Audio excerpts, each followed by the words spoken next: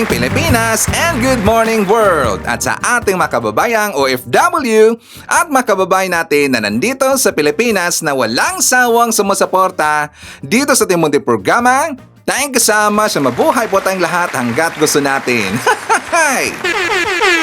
Well, anyways, tuloy-tuloy na po tayo sa tigbabalita dito ng mga tamang balita at sugutin ang malinformation na ipapakalat ng mga fake news peddlers, ng mga anti-Marcos, lalong na doon galing sa mga DDS na mga saltik mga kabayan.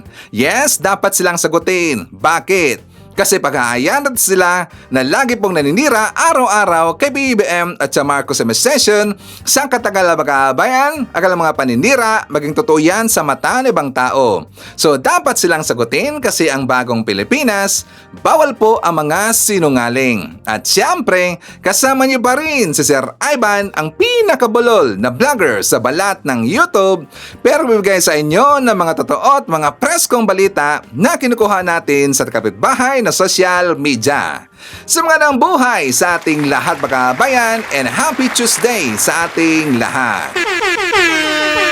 Okay, so before tayo mag-start mga kabayan, well syempre, as usual, i-check mark natin ang ating mga viewers na may maraming comment dyan sa baba sa ating comment section, ang ating pong top 5 commenters. At nandyan sa ating listahan, ang nanguna po si Sampaguita.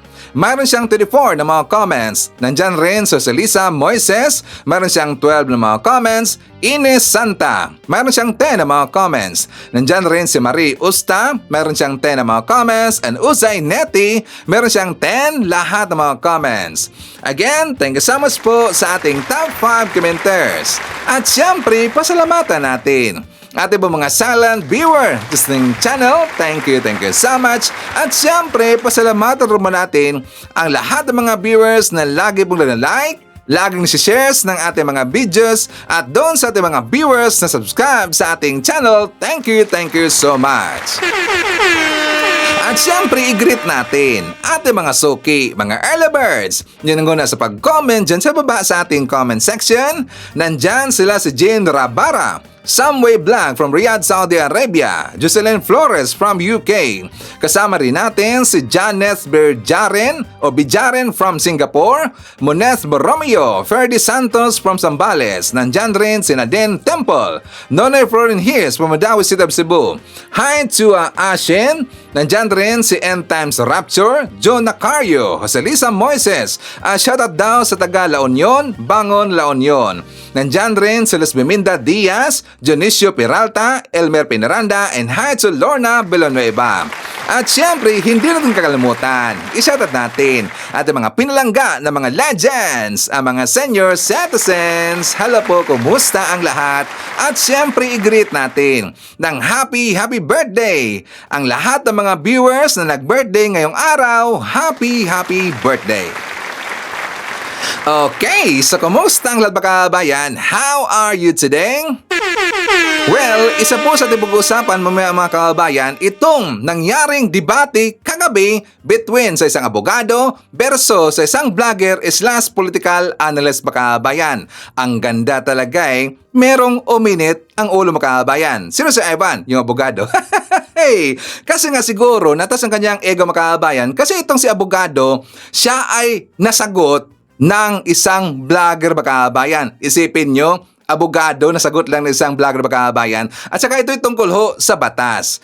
Kasi ang kanila pag-uusapan, ang kanila pinag-usapan mga kabayan ko, ito tungkol doon sa inilabas na desisyon ng Supreme Court na unconstitutional daw yung articles of impeachment ni Sara Duterte. So yun ang kanilang pinagdidebatihan mga kabayan. Kung sino daw doon ang may mali, ang Supreme Court ba or ang HOR, boda mga kabayan. Hanggang sila dumating doon sa freedom of expression. Doon na uminit ang ulo ni abogado mga kabayan. Okay? So mamaya, ipapakita ko sa inyo and I can assure you, ma-enjoy nyo yun mga kababayan. And also pag-usapan po natin itong sagutan ni Marcoleta versus Jinggoy Estrada mga kababayan. Si Jinggoy napaamin, hindi siya nakalusot ni Marcoleta mga kababayan. And also pag-usapan po natin, syempre si Sara Duterte, ito rin pong si Baste Duterte mga kababayan at marami pang iba. Okay? So anyways, unahin muna natin itong ating question mga kababayan ko. So, meron tayong question. Ano ang gusto nyong matupad? Ang 10K ba ni Alan Cayetano or yung 2,000 pesos na free electric bill ni Dante Marcoleta mga kababayan? What do you prefer? Again, ang ating question, ano ang gusto nyong matupad? Ang 10K ni Cayetano or yung 2,000 pesos free bill or free electric bill ni Marcoleta Makabayan? Please comment sa baba, babasahin niyo mamaya ni Sir Ivan, okay? So anyways, before natin pag-uusapan yung very controversial at saka napakabigat na issues nating topic mga kababayan ko, well, dito muna tayo kay PBBM. Sa hindi pa po aware, si PBBM nandun ngayon sa India. Kahapon, afternoon mga kababayan ko, that is 5:30 in the afternoon, Philippine time, nandun po si PBBM lumapag sa India mga kababayan para sa kanyang 5 days state visit at kasama niya si F. Elisa. So ano ang pakay ni PBBM doon sa India, Sir Ivan? According dito sa balita, PBBM bumisita sa India para sa ika-75 anibersaryo ng ugnayan diplomatiko ng Pilipinas at India. Ipinagdiriwang ngayon taon ang ika-75 anibersaryo ng ugnayang diplomatiko sa pagitan ng Pilipinas at India, kasabay ng makasaysayang pagbisita ni Pangulong Ferdinand R. Marcos Jr. sa New Delhi. Ayon sa Pangulo, malaking oportunidad ang nakikita ng administrasyon para sa mas pinaigting na kooperasyon sa mga larangan ng depensa, kalakalan, kalusugan, konektibidad at seguridad sa pagkain. Layunin ng kanyang state visit na maghatid ng mga konkretong resulta na magbebenepisyo hindi lamang sa sambayan ng Pilipino kundi maging sa mas malawak na rehiyon ng Indo-Pacific. Ang pagbisitang ito ay malinaw na patunay ng aktibong diplomasya ng Administrasyong Marcos Jr. upang palakasin ang posisyon ng Pilipinas sa rehiyon at tiyaking nakikinabang ang bawat Pilipino sa lumalawak na ugnayang pang-ekonomiya at pang-seguridad sa buong mundo. Okay? So yon ang pakay ni PBBM sa kanyang state visit doon sa India mga kababayan. So ngayon, dahil wala sa Pilipinas si PBBM, ang kanyang itinalaga na government caretaker, sila si Bersamin, si Is Bersamin, and also ang Deputy Secretary na si Sani Angara, and also si Estrella Makabayan ng DAR. Hindi si Sara Duterte. Ay, syempre, delikado eh. Hindi kinuhang caretaker ng ating gobyerno si Sara kasi nga delikado. Baka wala nang uuwian si PBBM. O, diba? So, pinitik si Sara. As always, diba? Nakatawa talaga eh.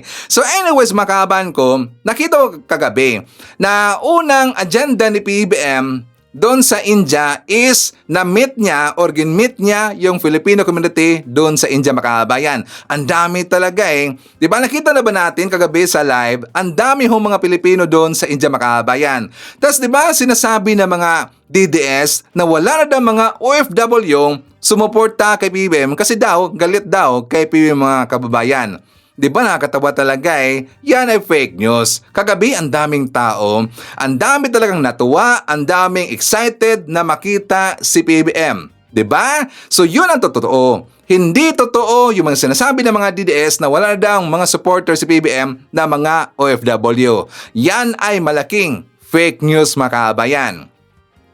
And also, meron pong nangyari na before lumipad si PBBM papunta ng India mga kababayan, meron kasi nangyari doon sa Villamor Air Base. Kasi may nakita na ahas mga kababayan. At saka meron pong nadisgrasya doon, natuklas siya ng ahas. Yung isang Air Force mga kababayan.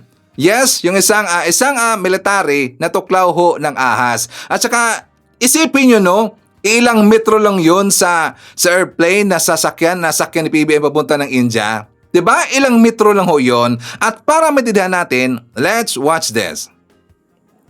Isang ahas ang nahuli sa Villamor Air Base ilang oras bago lumipad si Pangulong Ferdinand R. Marcos Jr. patungong India.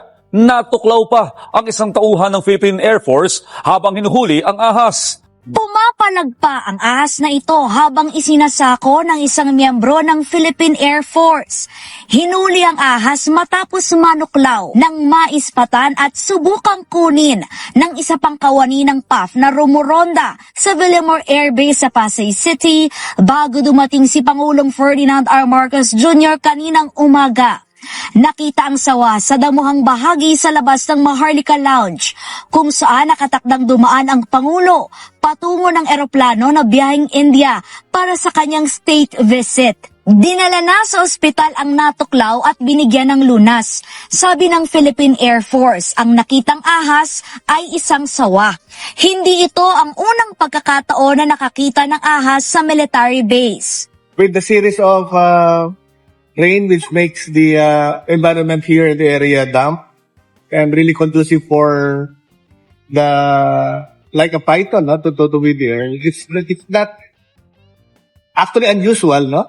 Malaki na siya, baka it might have penetrated somewhere. No, very porous ang area, malaki. It's near the airport. It's the drainage systems are interconnected, no? Pagsisiguro ng Philippine Air Force. It's not cause for concern. It's not a cause for concern. I really guarantee na we keep watch on this. Sabi ng Biodiversity Management Bureau ng DNR, bagaman walang kamandag ang sawa, dapat mag-ingat lalo kung malaki ito. Although hindi sila makamandag, but they're capable of killing their prey by means of constriction. Which is yun yung ginagawa nila usually pagka meron silang nakain na daga, yung mga ganon, or manok. So, kumaga, kinukonstrict nila yan hanggang mamatay and then pata nila kakainin na po. Payo ng BMB kung makagat ng sawa, hugasan ng antibacterial soap at antiseptic. Kung may kamandag, agad na pumunta sa ospital ng Health Department sa RITM para makakuha ng antivenom. Umapela ang BMB na huwag patayin ang makikitang ahas dahil mahalaga ito sa ecosystem, gaya ng pagkain ng mga peste tulad ng daga. I-report ito sa DNR para i-rescue ng ahensya. Teka lang, natawa ako dun eh. May tanong nga tayo. Kapag makakita kayo ng ahas malapit sa inyong bahay mga kabayan, hindi nyo ba yan papatayin? Tanong lang po. Sabi ng taga-DNR eh.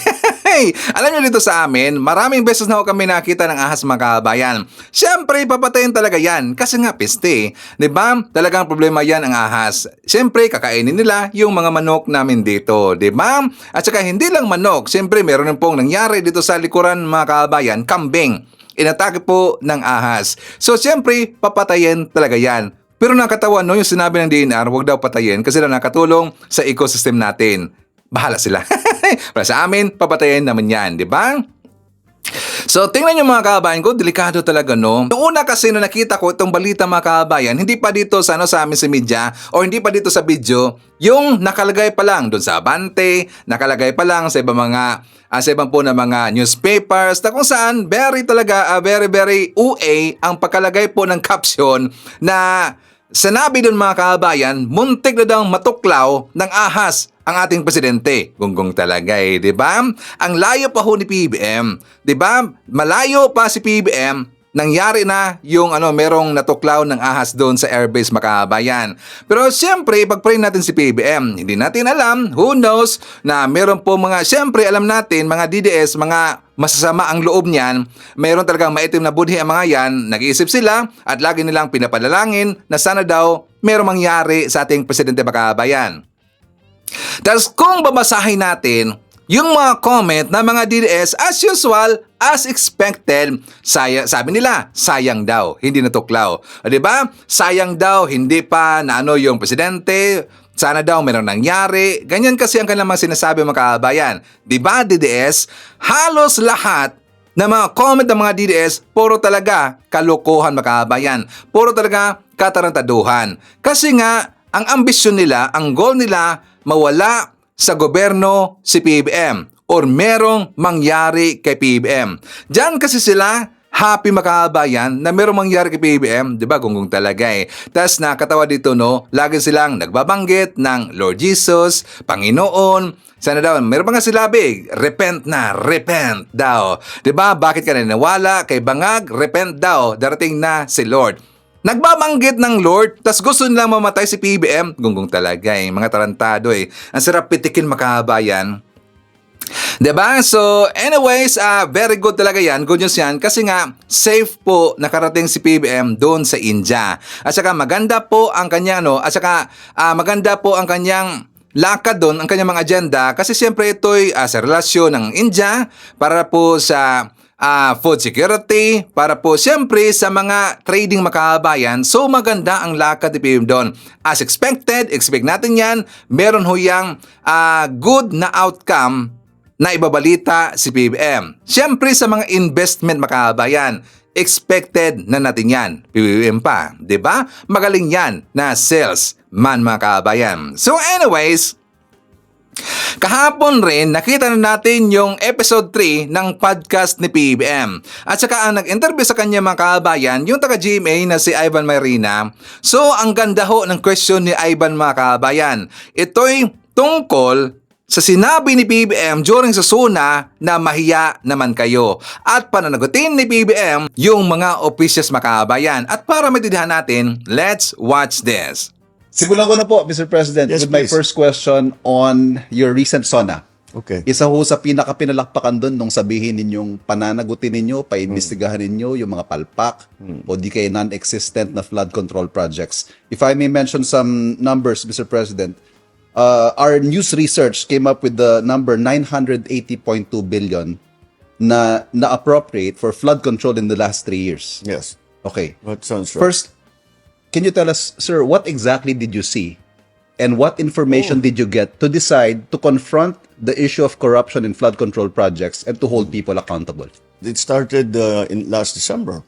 Nung umiikot ako dahil nga sunod-sunod yung bagyo at nakikita natin kung talagang napakabigat ng ulan. Nung nangyari na naman itong bagyo ngayon, pagpunta ko, nakita ko hindi nagagawa. Akala ko ba meron tayong linagay dito?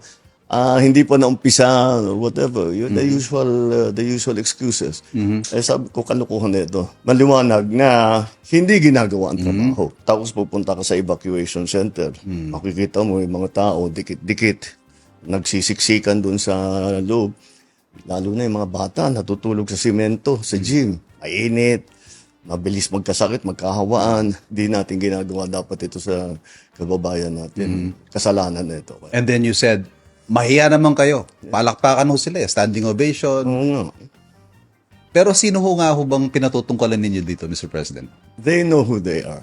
They know who they are. Meron naman dyan talagang mga notorious. Matagal ng ganito ang ginagawa. I'm sorry, but they will have to account for their actions and they will have to account for the expenditures that they have made na hindi natin nakikita kung ano yung naging resulta. Sa ngayon ho, ito'y warning, ito'y order to conduct an audit, to hold people accountable. Ang tanong ho siguro ngayon, is President Marcos going to really crack the whip on those responsible? The key thing here is to fix the problem. I always say this, but I'm sure you've heard me say it before. Fix the problem, not the blame. You cannot fix the problem without knowing who to blame. Yes. So that one thing follows another. So for us to fix the problem, we have to know what happened and where did it go wrong at sinong dapat managot. Meron dapat naman managot dahil sa dinadaanan na hirap na dinadanas ng ating mga kababayan. They have to be told who is responsible and somebody has to answer for their suffering. Paano ho kung kaalyado ninyo? Sorry na lang. Hindi na kita kaalyado kung ganyan ang ginagawa mo. Ayaw na kitang kaalyado. Okay. Naging focus po ninyo dito sa pagpapanagot, yung pag-mention nyo sa SONA, yung flood control projects. Pero in your own words, sir, sabi nyo, alam ng buong madla na may mga kumikickback sa mga government projects. The World Bank puts it at 20%. Yung 20% daw ng annual budget ng Pilipinas na pupunta sa corruption. Yeah. How far are you going to take this, sir? Well, Will this also extend to other projects na hindi mga flood control na posibleng kumikickback din ng mga opisyal ng gobyerno? It has to be evenly applied. Hindi naman maaari, dito lang tayo nag-audit, dito lang tayo naghahanap ng mananagot. Kailangan lahat, kung sino man may naging kasabwat dito sa ganyang klaseng pagtrabaho, sorry na lang, kagaya na sabi ko, sorry na lang. May calls ho to have a third party conduct this audit, this review of of all these projects, Well- wag daw pong DPWH. What's your take on this? Hindi talaga. Hindi talaga DPWH. Hiningi lang natin, hindi nang hiningi. Kinuha na natin yung listahan. Kaya yung mahalaga doon sa aming pinag-usapan na isa sa publiko natin. So malalaman ng tao. Yung tiga doon, barangay 1, 2, 3. Sasabi, tiga namin yun. Wala naman kami nakitang ganito. Di isumbong nila. So that applies to anything, to all of the projects that will happen. I'm sure marami magsusumbong dyan. We already have some names that are coming up that will be, first of all, corporations that mga contractor na talagang kitang-kita na hindi magandang trabaho nila. So, we will put them on a blacklist. Hindi na sila pwedeng magkontrata sa gobyerno. Number 2, lahat ito, yun na nga, kakasuhan natin. Sasabihin natin, saan napunta yung pondong ito? Saan napunta sa ganyan? Pag hindi sila makapag-explain na mabuti, we will have to take it to the next step. Kaugnay po nung utos nyong yan na i-audit itong mga projects na ito, sinabi nyo rin that you will return a general appropriations bill that Yeah. is not in line with your NEP. Yeah, Never mind if you have to resort to a reenacted budget. sure. Two things, sir. One, this early, Senate President Cheese is saying na hindi pwedeng hindi galawin ng Senado ang budget o ng legislature ang budget. We have the power of the purse. Ano hong masasabi nyo rito? He's right. Let's remember ko ano yung sinabi ko doon sa Suno. Kung hindi alinsunod doon sa plano. Trabaho naman talaga ng Congress yung gagawin nila yung budget. Ngunit trabaho naman namin na magbigay ng plano at humingi ng pondo sa Kongreso para lahat ng ating mga gustong gawin ay ating magagawa at hindi nawawaldas, nananakaw ang pera ng tao. Yun lang naman ang habol namin. But that's the process. The process is the executive, the offices under the executive department make a budget request. It is then transmitted in the NEP to the Congress. Tapos susuriin na ngayon yan. Meron sasabihin, yung mga changes na Ang gano'n. tinutukoy nyo po yung mga lantarang insertion na tatanggalin dito, lilipat sa ganyan. Yung pinakamalaking naging problema, yung foreign assisted project, tinanggal halos lahat ng funding. So, kailangan natin ibalik yun dahil importante yung mga foreign assisted projects. At saka sinisira pati yan ang reputation natin. Yes. And the worst part of this all, yung napupunta, kuminsan yung mga project na hindi maganda, napupunta sa unappropriated. Ano yun? Utang yun. Nangungutang tayo para mangrakot itong mga ito. Sobra na yun. Sobra na yun. Secondly, I said there are 2 points related to this question, sir. Are you prepared to reenact a budget? Oh, yes. Hindi na ho siya responsive sa mga plano ng administrasyon ninyo? Well, yes, I'm willing to reenact the budget if that's what we'll have to do. Since I made it already, I made New Year's Day the hard deadline. I'm sure we will find it. I'm sure we will find a way. Okay, so ito yung part 1 sa interview niya kay Ivan Mayrin na mga kababayan. Kasi nalalaban natin, di ba, yung first na episode niya na podcast, ang una si Katonyeng, ang second si Cheryl Cose, mga kababayan. Di ba, mayroong part 3 yun. Episode 2, part 1, part 2, part 3. Ito kay Ivan Mayrina, part 3, episode 3, part 1, mga kababayan. So expect man natin, meron pa yung ibang mga part. So nung pinanood ko ang interview dito kay Ivan Mayrina, mga kababayan, napaisip ako na sana ma-extend pa si PBM or merong or katulad ni PBM yung next na presidente, mga kababayan, or mahigitan pa niya si PBM. Kaya nga, di ba, sinasabi ko dito na malaging hamon talaga ng next na president. Kasi nakita na natin si PBM siya ay binansagan na greatest salesman. Nakita rin po natin na marunong siya mag-analyze, mga kababayan. At saka madali siyang makakuha ng solusyon kung makikita na niya yung problema, mga kababayan. Meron na po siyang dalang solusyon dyan. So magaling po na leader si PBM. Magaling siya na presidente, mga kababayan. And I doubt talaga, very very big doubt na kaya ito ng mga Duterte, mga kababayan.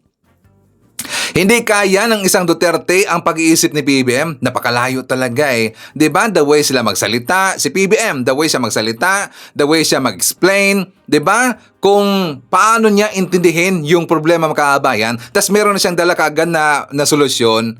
Hindi kaya yan ng isang Duterte. So yan po yung malaking hamon sa next na presidente mga kababayan. So dito mga kababayan ko, meron na hong kasi nga 'di ba after po na sinabi ni PBM doon sa kanyang suna mga kababayan na 'di ba pinaparinggan niya yung mga korap ng mga officials, yung mga salot diyan sa ating gobyerno na mahiya naman kayo. At sila talaga ay pananagutin ni PBM. After sinabi yan ni PBM, napansin ba natin, for example, kahapon mga kababayan, napaka-busy ho ng ating gobyerno. Napaka-busy talaga eh. Ilan yung nangyaring hearing doon sa Senado? Ilan yung hearing nangyari doon sa Kamara mga kababayan? 'Di ba? May nangyari na hearing sa Senado, sa Kamara at sa labas po ng ng gobyerno natin. Napaka-busy ng DPWH, napaka-busy po ng DSWD. Very very busy talaga. Nakita natin yung buong gobyerno mga kababayan. Bakit kaya si Evan? Kasi nakita nila si PBM na galit na ho. 'Di ba? Nainis na si PBM, na puno na ang ating presidente mga kababayan. Kasi hindi naman yung sasabihin ni PBM na mahiya naman kayo na hindi siya puno o hindi siya galit mga kababayan. Si PBM hindi natin nakikita sa kanyang mukha na siya ay galit, pero alam na ho natin kasi kilalang kilala natin si PBM, 'di ba? Kapag nandyan na yung meron na siyang pinaparinggan, nainis na si PBM, na puno na yung tao. At yan ay maganda mga kababayan kasi nga nagpapasikat na ngayon ang gobyerno. Diba nagpanik na lahat kasi alam nila galit na si PBM. So napasikat na lahat ang mga government officials mga kababayan. At yan ang maganda. Na lagi kong sinasabi dito na walang problema sa akin, magpapaibal ka man dyan, pasikat ka dyan, diba? Pasikatan mo yung pangalan mo as long as nakakatulong ka sa gobyerno. Talagang thumbs up yan kay Sir Ivan. So yan ang nangyari mga kababayan. So ngayon, before ko ipapakita sa inyo yung bangayan, yung sagutan ni Marcoleta versus Jinggoy Estrada mga kababayan, ang ganda talaga eh. But before that, syempre, isa-tap na natin. Nandyan si Ray George, Jolly Pentor, Vanis Milagros. Nandyan rin si Lenny Balmonte, Aurora David, Daldel Pasamonte, Jimbo Simbrano, Consuelo Corpus. Nandyan rin si Rosgy Vara, Amelia Evangelista, Danelo, Risa, Alice Cueta. Isa-tap natin si Ferdy Isem, hi to Sir Jaime Garcia, Derek Erwin Argilies, and Derek William Mayo. Okay. So mga kababayan ko, I am very sure na nakita niyo na po yung speech ng Jinggoy Estrada kung sino yung mga may sala or liable sa nangyari doon sa bridge sa Isabela mga kababayan. Diba meron siyang binanggit doon ng mga pangalan ng mga undersecretary kasi sila daw yung siguro merong komisyon, meron siguro ng mga kababayan, siguro nakinabang. Diba alam na natin yan, nakinabang sa budget, merong mga hot-hot mga kababayan, diba? Ayun ang ibig sabihin ng Jinggoy Estrada. Pero nung una, hindi niya yun binanggit mga kababayan. Bakit niya nabanggit? Kasi natrap siya ni Marcoleta. Wala siyang lusot. Tinanong siya ni Marcoleta, ngayon umamin si Jinggoy. Kasi nung una, hindi niya binanggit mga kababayan. Pero nang siya ay nagipit or inipit ni Marcoleta, pinangalanan na ni Jinggoy kung sino yung mga undersecretary na plano nilang kakasuhan mga kababayan. At dito rin sinabi ni Jinggoy na may kinalaman. Siyempre, yung secretary. Kasi hindi naman gagalaw yung mga undersecretary o yung mga government officials kung walang, di ba? Walang mandato galing sa isang sekretary mga kababayan. At sino ang sekretary sa panahon na yon? Si Mark Villar mga kababayan. O di ba? Nilalag niya itong si Mark Villar. Ito ang sagutan ni Marcoleta versus Jinggoy Estrada mga kababayan. For more details, let's watch this. Senator Dante Marcoleta is recognized. Thank you, Mr. President. I know my friend will yield to a few clarificatory questions by way of interpellation.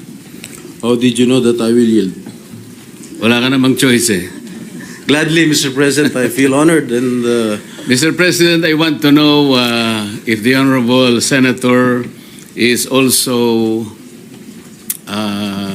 aware of several falling bridges before this bridge subject matter of his speech. may kawalan ng pananagutan mula sa mga taong responsable sa pagpapatupad ng proyektong ito. Tama po ba yung aking narinig? Tama po kayo, Ginoong Pangulo. Ibig bang sabihin po ay hindi natukoy ng investigasyon ng ating kasamahan ang mga responsableng tao na mayroong kasalanan dito sa bagay na ito? Ginoong Pangulo, ang sa pagkakalam ko, fact-finding lamang po ang ginawa ng Yun nga po. DPWH. Dahil At wala pong fact-finding- mga pangalan na binanggit. Ngayon, kung ako po itatanungin ninyo kung sino-sino po ang magiging responsable, sasabihin ko po sa inyo kung sino-sino po itong mga ito. Salamat po, Mr. President, Your Honor, kasi po meron kayong binanggit dito na dalawang Assistant Secretary ng DPWH sa panahon na ginagawa ang proyektong ito na nakatalaga sa Region 3 o Region 2 at 3 undersecretaries naman ang malinaw na meron ding control sa budget at supervision sa panahon na ito'y ginagawa. Tama po ba? Tama po kayo, Ginoong Pangulo. Para po malaman ng ating kapulungan, maaari po bang sabihin natin kung sino po itong mga taong tinutukoy po ninyo, Mr. President, Your Honor? Maraming salamat, Ginoong Pangulo. Nagtanong na rin po kayo kung sino-sino po itong mga tao. Hindi ko nabanggit sa aking privilege speech. Subalit nagtanong po kayo, mapipilitan ko pong ibulgar kung sino-sino po itong mga taong responsable sa pagbagsak nitong sa pag-collapse nitong tulay sa Kabagan, Santa Maria. Unang-una, si Assistant Secretary for Regional Operations in Luzon, Loretta Malaluan. She succeeded Neri Bueno, now Asik Bueno, as Region 2 Director. The time when the bridge project was already facing structural problems. Siya ang nagrekomenda noong January 2021 na pondohan ang retrofitting na nagkakalaga ng 233.5 million o yung pagsasagawa ng epoxy crack repairs. In March 2022, she formally requested that the project be reclassified from a replacement to a retrofitting strengthening project given the persistent structural issues. Pangalawa po, Ginoong Pangulo, Assistant Secretary for Regional Operations in Visayas and Mindanao, Neri D. Bueno. Siya po, as then Regional Office 2 Director, Engineer Bueno was involved in the implementation of Phase 1 and Phase 2 of this project. In 2018, then Project Engineer Felipe Lingan began reporting early signs of possible bridge failure. Noong pa lang 2018, nakitaan na nitong si Mr. Lingan na medyo malapit na magkolapso o may failure, early signs of bridge failure. These warnings were either not acted upon or were not sufficiently addressed under Bueno's leadership, which became a notable concern in later investigations. Ginoong Pangulo, yung tatlo pong nabanggit kong undersecretaries, napapangalanan ko rin ngayon. Ito po hanggang ngayon ay nanunungkulan pa rin bilang undersecretary ng DPWH. Unang-una, Undersecretary for Regional Operations in Luzon, Ginoong Eugenio Pipo Jr., siya po ang nangasiwa ng construction ng tulay nang sinimula ng pagpapagawa nito noong 2014 bilang NOI Assistant Secretary for Operations.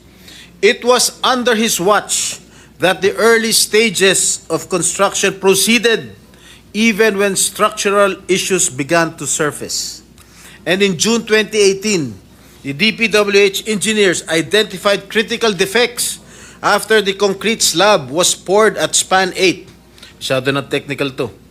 Among the most alarming were sheared bolts and shifting columns, clear indicators of serious design and construction flaws. Yet, despite these warnings, construction continued with no decisive intervention from Pipo's office. His failure to halt the project or escalate the issue for re-evaluation allowed the risks to persist unaddressed. Pangalawa, Pangalawang Undersecretary for Regional Operations in Visayas and Mindanao, Ginoong Ador G. Canlas. Siya po ay Assistant Secretary for Regional Operations in the Cordillera, Regions 1, 2, 9 at 13 noong taon 2022. Retrofitting began in 2023 with 285 million allocated for structural strengthening. The engineering designs were completed and submitted, and multiple iterations of the as-staked plans were prepared by DPWH Region 2. And during this phase, Undersecretary for Technical Services Ador Canlas became directly involved. He approved key engineering plans on December 19, 2023, and later a revised retrofitting plan on May 22, 2024. These approvals were crucial in authorizing the construction activities intended to stabilize the bridge. And lastly, Mr. President, Undersecretary for Planning Service and Public-Private Partnership Service, Maria Catalina Cabral. Ang kanyang opisina ang nag-aproba para pondohan ang isinagawang kontrobersyal na retrofitting ng tulay na dapat ang kontraktor ang gumastos dahil nasa ilalim ng warranty period. Dahil dito, gumastos pa ang ating gobyerno ng karagdagan na 400 million pesos. Ang halagang ito ay 50% ng original contract price ng tulay, Ginoong Pangulo. Yun lang po, Ginoong Pangulo. Mr. President, 3 undersecretaries, ibig bang sabihin ito, may basbas ito sa kanilang secretary, Mr. President? Well, that sa aking palagay, command responsibility po yan. Hindi naman po kikilos itong mga undersecretary kung wala hong basbas ang namumuno. Ano po ang iniisip po ninyong gawin, Mr. President, Your Honor? Sana po ay maimbestigahan po itong sa lalong madaling panahon. Inimbestigahan na po ng ating kasama. Dito po sa inyong committee, sa Blue Ribbon Committee, sapagkat ang involved dito ay mga opisyales ng ating gobyerno. Lalong-lalo po sa, of course, sa DPWH. Okay, so klaro ha, sinabi ni Jingo Estrada mga kabayan na hindi daw gagalaw yung mga undersecretary at saka yung assistant na hindi, kung wala daw mandato galing sa mga namuno mga kabayan or sa namuno. Ang ibig sabihin, galing ho sa isang sekretary. Pero bakit hindi niya mabanggit-banggit ang pangalan ni Mark Villar mga kabayan? Kasi noong time na yan, si Mark Villar kasi ang sekretary ng DPWH mga kabayan. Diba? Hindi niya kayang banggitin. Bakit kaya si Ivan? Siyempre, kalyado nila at saka next, kaibigan nila. And third, takot si Jingo Estrada sa mga Villar mga kabayan. Diba? Hindi niya kayang banggitin. So, tingnan niyo po yung mga comment. Tingnan niyo mga comment sa baba ng kanyang, sa kanyang video mga kabayan. Tingnan niyo ang comment ng mga netizens. Bakit di mo isinama si Senator Villar, siya yung sekretary ng DPWH, selective na naman? Bakit hindi si Villar? Siya ang head ng DPWH at marami pang iba mga kabayan. So karamihan doon sa mga comment ng mga netizens regarding kay Villar mga kabayan kung bakit hindi sinama ni Jingo Estrada. O di ba? Klarong-klaro talaga. Protektahan siya ni Jinggoy mga kababayan. So ngayon, ipakita ko rin po sa inyo yung balita na meron na pong sinibak si PBM dyan sa DPWH mga kababayan. For more details, let's watch this. Sinibak ni Pangulong Bongbong Marcos ang isang Undersecretary ng Department of Public Works and Highways o DPWH. Nagpayaman lang daw kasi ito sa pwesto ayon kay Senador Erwin Tulfo.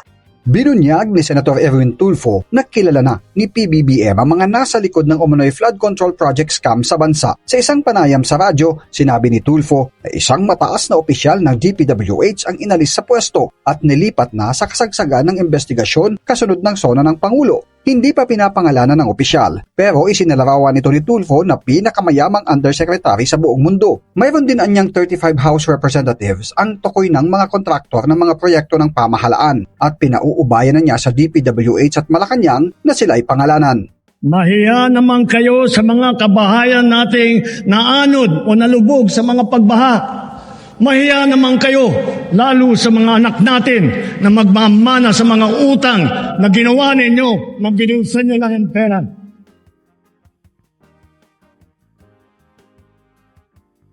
Sabi ni Sen. Erwin, kasama sa napuna ng Pangulo ang mga flood control project sa isang island province sa Region 4B o Mimaropa na pinaglaanan ng bilyon-bilyong pisong pondo pero mistulang lalong binaha ang lugar. Bago pa ang sona ng Pangulo, nagsagawa na ng consultative meeting si Tulfo sa Palawan, kasunod ng naranasang malawakang pagbaha noong Pebrero. Dito nalaman ni Tulfo na ang mga dating daluyan ng tubig gaya ng mga creek sa Puerto Princesa, tinayuan na ng mga bahay o gusali. Nabatid na naitayo ito nang walang building permit mula sa City Engineering Office at may ilan namang kumuha lang nang maitayo na ang mga istruktura.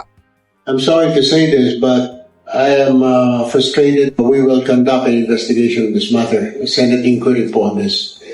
Ang mga waterways na tinayo po ng bahay. I'll be calling for an immediate investigation of this matter para po ma-resolve ito once and for all. Nakatakda pang schedule ng Senado ang resolusyon ni Sen. Erwin na investigasyon sa malawakang pagbaha sa Palawan. Isipin nyo yan, pinakamayaman na undersecretary mga kababayan dyan sa gobyerno natin or sa buong Pilipinas, pinakamayaman na undersecretary, siguro nagpapayaman siya kasi nandyan siya sa DPWH mga kababayan. Nagpapayaman kasi kurap. Pero ngayon siya ay tinanggal sa pwesto mga kababayan. Pero sana pangalanan ito para malaman natin at para makilala natin mga kababayan. Pinakamayaman na undersecretary, grabe talaga eh. So good job sa ating gobyerno, good job kay PBBM. Kasi nga si PBBM talagang gusto niyang linisin, talagang gusto niyang linisin ang gobyerno mga kababayan. Kasi alam niya, marami hong mga buhaya dyan, marami hong mga kurap na mga opisyal mga kababayan. Sabi ni BBM, not in my watch. Mahiya naman kayo, o diba? So anyways mga kababayan ko, before tayo mag-jump sa ating next topic, i-share natin. Nandyan si Adelwisa Taha from Riyadh, Saudi Arabia. Hi to Evelyn Garcia, Mama Siding. Kasama rin natin si Tony De Los Reyes, Abing Mabel Sulit from USA. Hi to Josephine Gallego, Abby Smith, Rita Mejia. Nandyan rin si Nestor Potian. Hi to Lito Bungalan at sa Bungalan family from Muntinlupa City, Manila. Hi to Gloria Marquez, Marilyn Ortiguero, Dain Quino. Kasama rin natin si Robert Marquez, Jampong, and hi to Gloria Reyes. Okay. So mga kababayan ko, ipapakilala ko sa inyo ang pinakabubo na Vice Presidente. For more details, let's watch this. Pumunta ako, diba?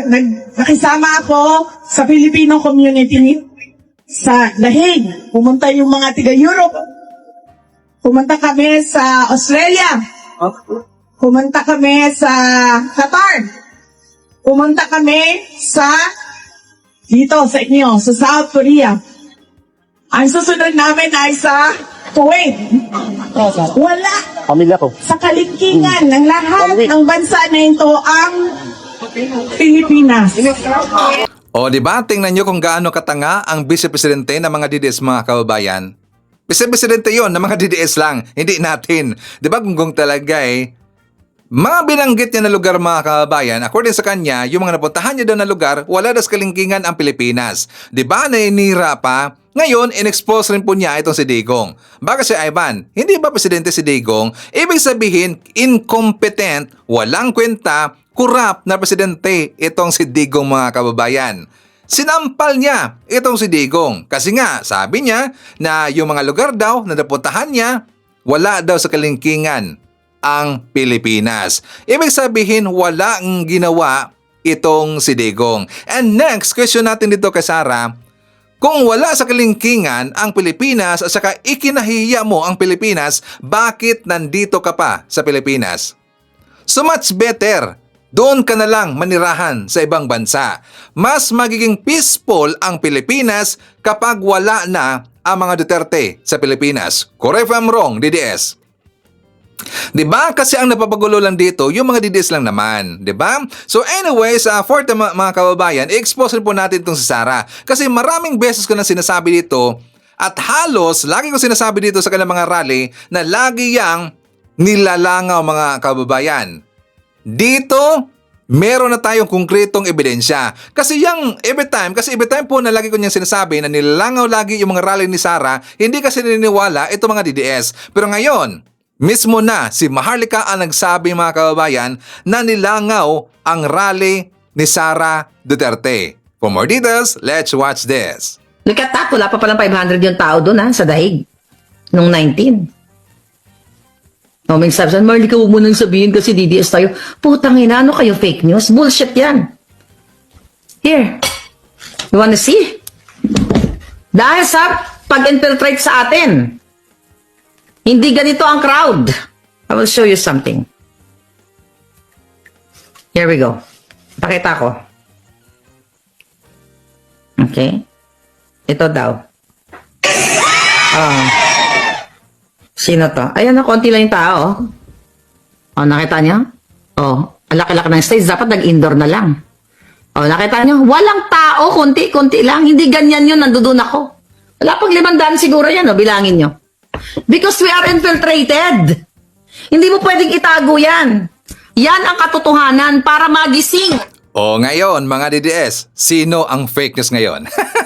Diba? Lagi ko sinasabi dito na yung rally ni Sara, lagi yang nilalangaw. Parang sabi nyo, fake news daw ako.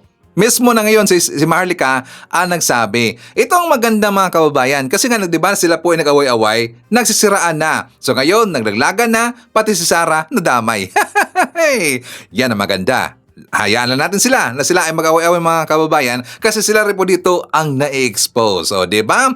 Mismo na si Maharlika nagsabi, nilangaw ang mga rally ni Sara Duterte, di ba? So dito rin po tayo sa sinabi ni Basti Duterte mga kababayan kasi gusto niya na gawin na lang daw libre yung 20 pesos per kilo na bigas ni PBBM. Di ba? Gusto niya ilibre na lang daw kasi daw subsidize yung bigas ni PBBM. How about ilibre na lang daw mga kababayan? O diba, gunggong talaga? So dito no, sa mga DDS, hindi talaga natin naintindihan. Magunggong talaga may pagkasaltik pagkabayan. Nung una, nung sinabi ni PBBM na gawin niya na, or ang kanyang ambisyon, gawin niya na 20 pesos per kilo na bigas, diba, hinahanapan nila si PBBM. Meron pa nga silang nagawa na kanta nun diba, nasaan na daw yung bigas? Wala na daw makabayan. Noong nangyari na, ang 20 pesos per kilo na bigas, mabibili na dyan sa mga market or sa Kadiwa Center, sinisiraan nila na pangit daw yung quality, hindi daw ito sustainable or hindi daw ito masustain makabayan. So ngayon, dahil nakikita nila na yung 20 pesos per kilo na bigas hanggang ngayon, nandyan pa rin. Nandyan pa rin mga kabayan, iba na lang po ang kanilang banat. Ang unang bumanat dito, itong si Basti Duterte. How about daw, ilibre na lang daw. Kasi nga total, subsidize yung bigas, ilibre na lang daw mga kabayan. Diba, gunggong talaga palibhasa ito magunggong na to, lalo na ito si Barbie Duterte mga kabayan, kasi sila ay napahiya. Kasi pag-aakala nila, hindi magkatotoo yung sinabi ni PBBM na gagawin niyang 20 pesos per kilo ang bigas. Nangyari, kaya sila lahat napahiya mga kabayan. Kasi unlike doon kay Digong, na ang promise ni Digong ay gusto niyang gawing 13 pesos, lower to 7 pesos ang bigas mga kabayan, nangyari ba? Hindi, mas lalong nagmahal yung bigas. Pero at least si PBBM, ito ay kanyang ambisyon mga kabayan, nangyari talaga. Nangyari talaga, naging 20 pesos per kilo na bigas ang PBBM rice. O diba, ngayon pikat sila lahat. So, tayo manawagan kay Basti Duterte. Since siya ay acting mayor dyan sa Davao City mga kabayan, since siya rin ang nakaisip niyan, gawin niya sa kanyang lugar mga kabayan at aabangan natin yan. Diba? Basti Duterte, deal. Abangan namin yan. Since ikaw nakaisip niyan, well, gawin mo yan sa inyong lugar na ilibre mo yung bigas dyan. Hindi ba mabangkrap ang gobyerno mo dyan? Sige nga, Basti Duterte. So para maintindihan natin mga kababayan, papakita ko sa inyo ang mga sinabi ni Basti. For more details, let's watch this. Sige, tanungin mo na lang yung mga bumibili ng bigas dyan, yung pumupunta ng palengke everyday to purchase rice. May tag 20 pesos ba talaga na bigas? Sila, meron. Nag-roll out sila, Mayor, in select locations nationwide.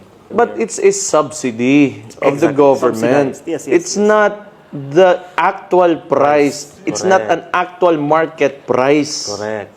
So, ang ginawa doon, kumuha na naman sila ng pera, bumili sila ng bigas, at a lower cost or at the market price, tapos binenta ng gobyerno 20. ng tag 20. But it doesn't mean na yung actual market price tala ng bigas na may 20 pesos na bigas. It's a subsidized program of the government. It's not the actual market price of rice. Hindi kasi if you really want to subsidize yung bigas, just give it to them for free. Kasi may pera naman talaga. Pero dapat selected na doon kailangan kung sino yung nangangailangan talaga. Ilibre mo na lang yan. But the actual market price, di mo talaga ma-change unless you improve the economy.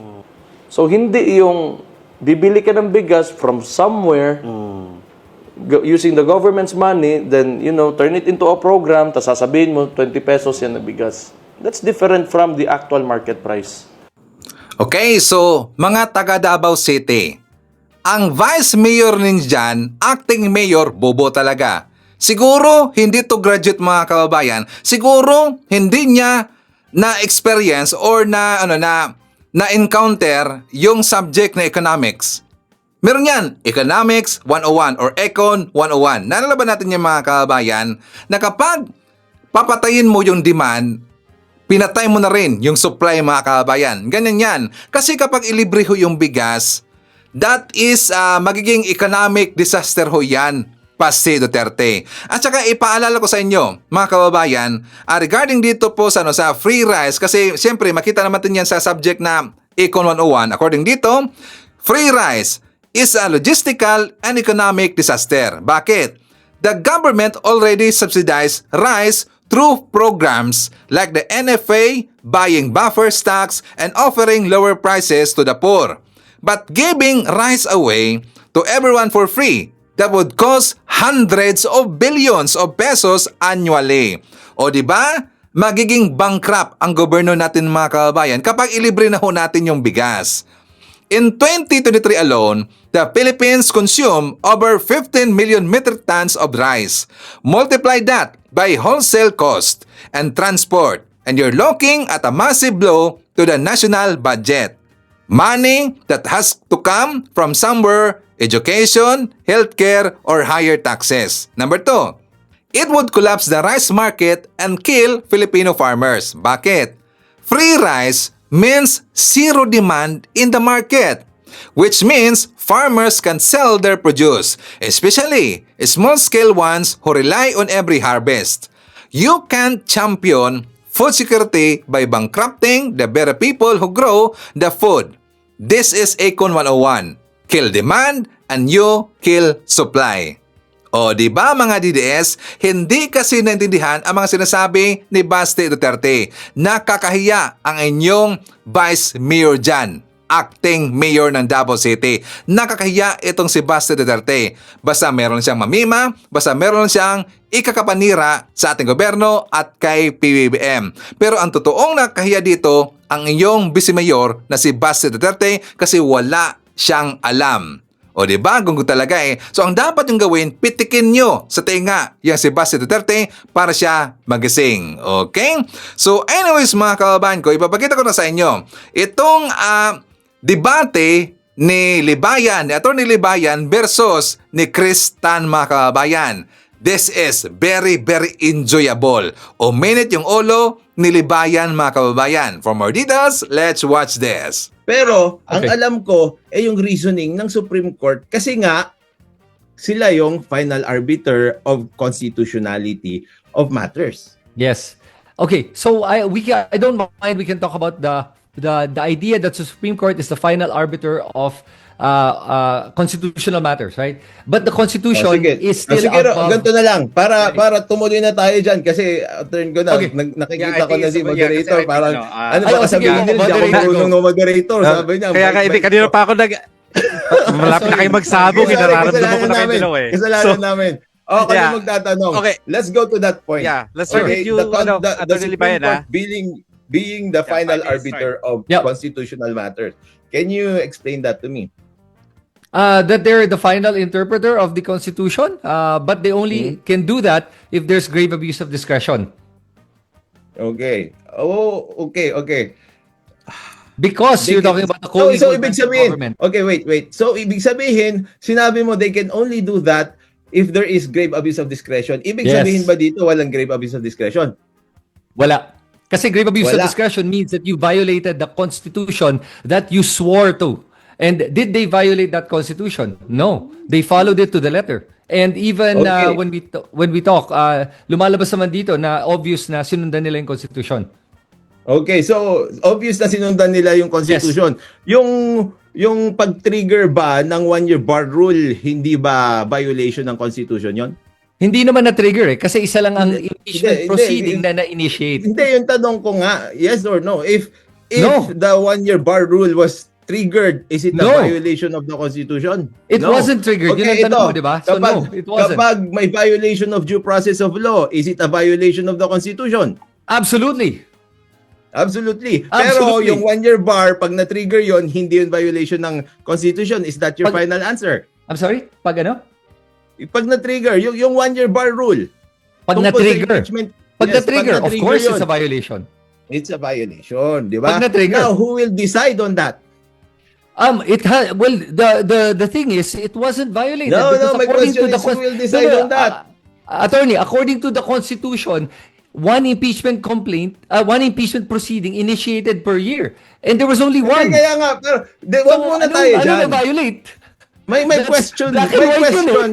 Hindi, ang question ko sa'yo, sino Black ang and white yun, mag-decide Wala na kung, time, wala kung merong na-violate? Siyempre, Kung meron, be oo, responsive kung- naman. Be yes, kasi kung may I'm being na-violate, tama responsive ka. to your question. Right. Be responsive Tama ka. to my I'll questions also. Sure. Di ba? I'll answer the question. Who will decide if there was a Yes. violation of the Constitution? Yes. Pag na-violate, yes, the Supreme Court does.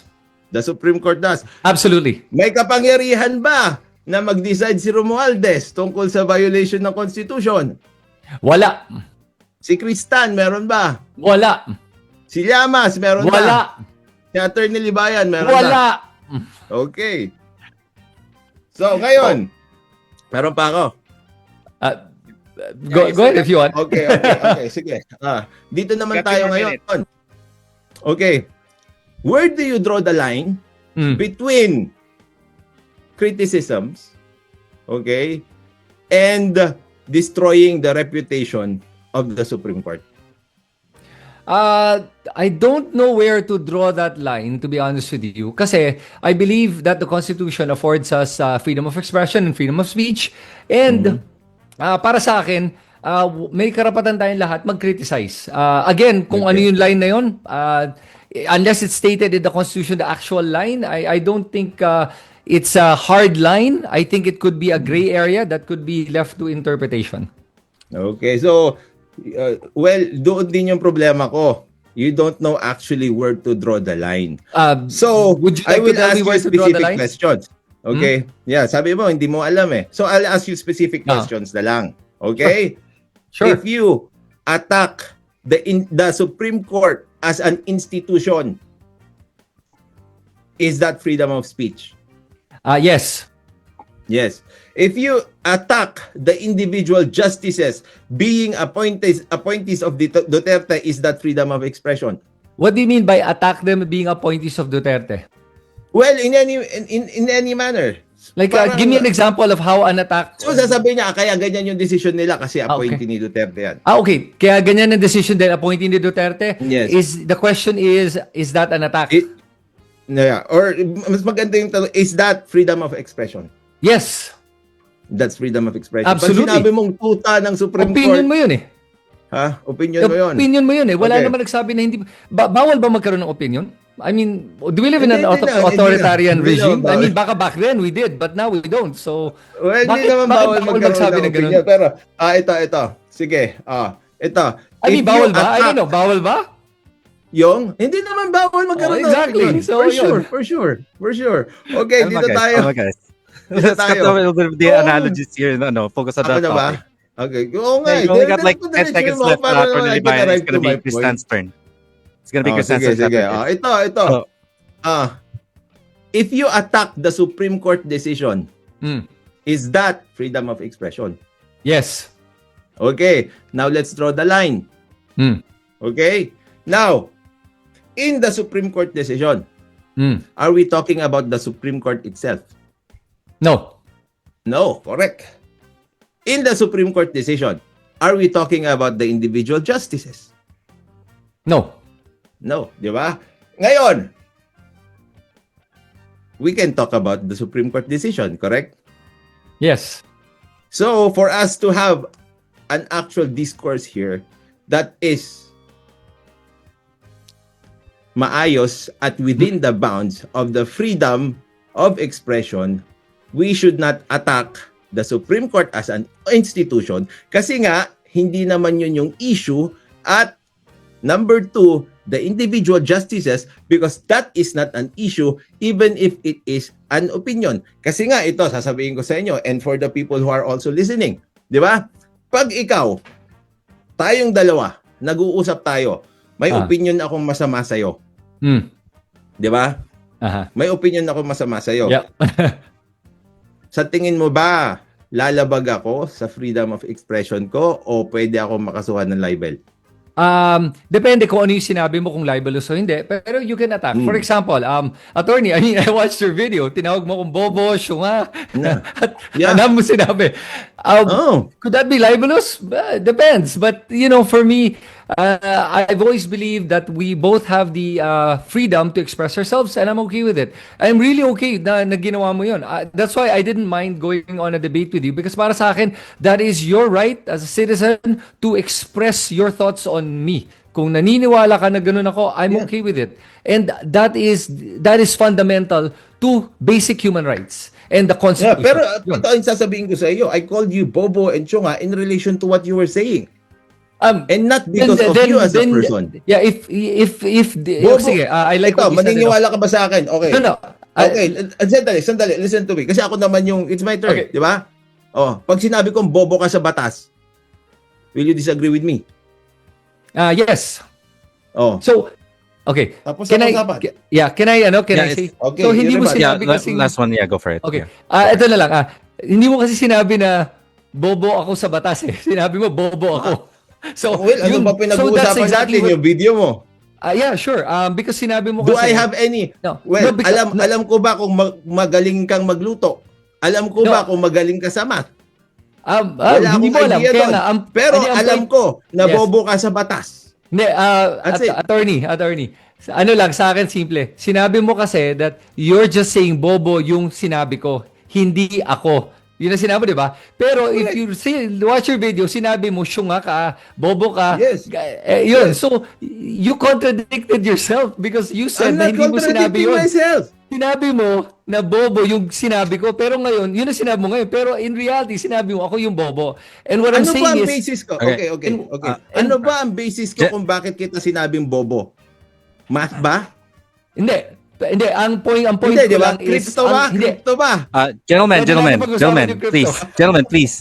Both of you guys are actually spending more time on ad hominems right now. We're not on the Yes. topic anymore. So, could we please try to get back on the Sorry, topic? sorry, Sorry for that, for intervening. I know you guys are having fun, but I think we're going far from the topic. di ba? High blood si Libayan, mga kababayan.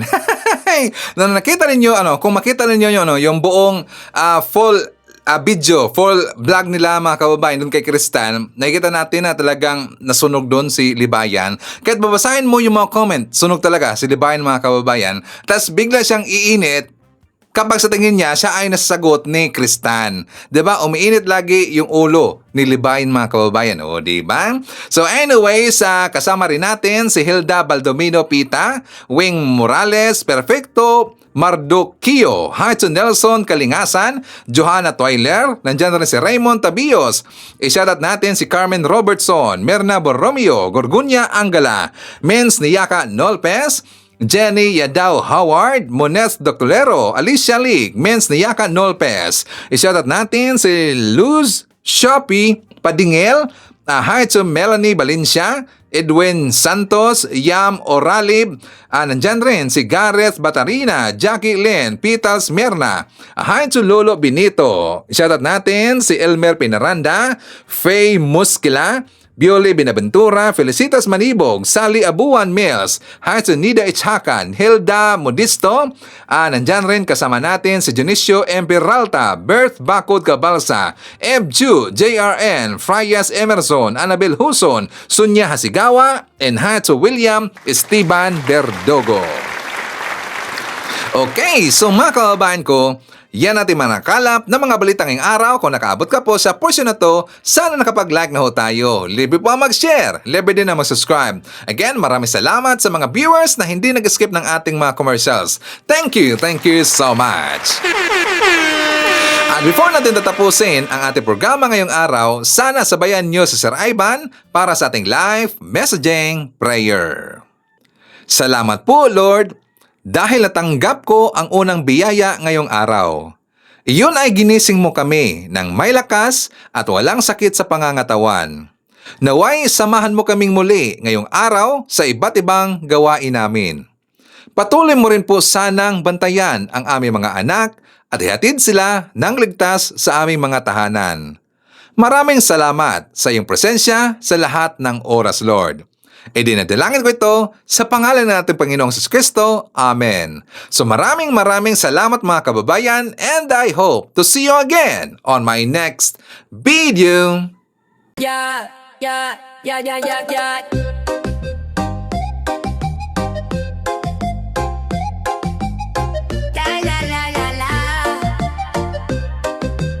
Sabi ni Barbie, laban tayo, suntukan tayo, sobrang anggas pero tumakbo. Baklang ito, Destinya Roque, bading na mapangi, parehas malandi, parehas ugali. Hindi sila gudeng, sila'y mangga badeng. Hey! Si Barbie nag-back out na, naduwag di na sumipot, baklita, natakot kay Tore, umiyak siya. Barbie Duterte ay sangdar na. Si Barbie nag-back out na, naduwag di na sumipot, baklita, natakot kay Tore, umiyak siya. Barbie Duterte ay sangdar na. Suot ng pink, naka-shades pa siya. Mayor na Barbie, may drama talaga. Hamon ang yamon, kala mo totoo. Subo no subo, ayan na paso. Destinya Roque, bading na mapangi, parehas malandi, parehas ugali. Hindi sila gudeng, sila'y mangga badeng. Hey! Si Barbie nag-back out na, naduwag di na sumipot, baklita, natakot kay Tore, umiyak siya. Barbie Duterte ay sangdar na. Si Barbie nag-back out na, naduwag di na sumipot, baklita, natakot kay Tore, umiyak siya. Barbie Duterte ay sangdar na. Si